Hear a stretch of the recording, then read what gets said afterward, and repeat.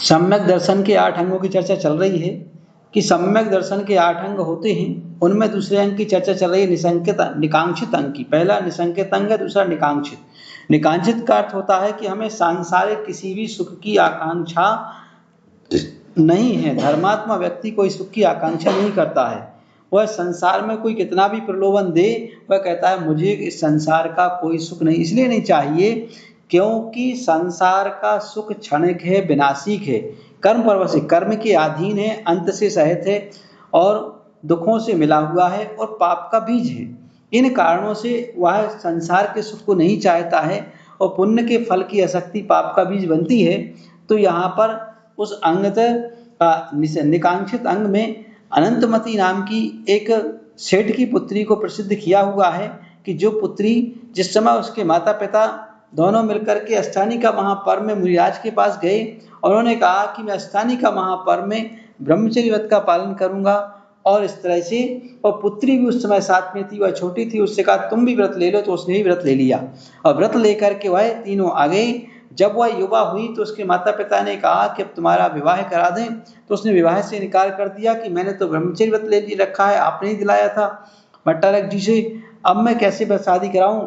तब उसने शादी से इनकार कर दिया।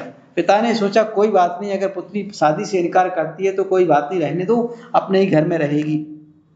लेकिन संयोग की बात कहो कि एक किन्नर नगर का रहने वाला विद्याधर, उसे वह झूला झूल रही थी बगीचे में, उसे देख करके उसने अपहरण कर लिया और अपहरण करके जब ले जा रहा था तो पत्नी के भय के कारण सामने से उसकी पत्नी विद्याधरणी आती हुई देख करके उसने उसे जंगल में छोड़ दिया पर्णलब्धि विद्या के द्वारा। तो वहां उस जंगल में वहां पर पहले एक भीलों के राजा ले गया, उसे नगर देवता ने दंड दिया तो उसने भी छोड़ा।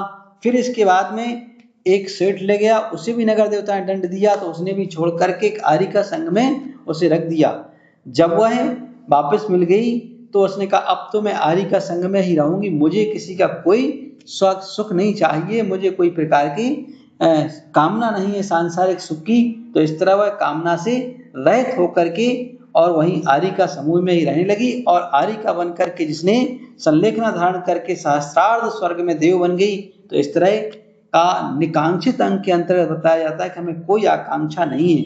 बंधु, संसार में कोई भी प्राणी हो, तुच्छ से तुच्छ प्राणी को तुच्छ नहीं समझना चाहिए। पता नहीं वह कब कौन सा जीव उभर करके कितना महान बन जाए, कब किसका कहाँ कैसा भाग्योदय आ जाए, इसको कोई नहीं दिखाया। इसलिए कभी भी हो किसी को, छोटे से छोटे प्राणी को तुच्छ मत समझो, क्योंकि उसके अंदर भी वही भगवान शक्ति, भगवत शक्ति विद्यमान है। इसलिए हमेशा सबको बराबर देखना चाहिए।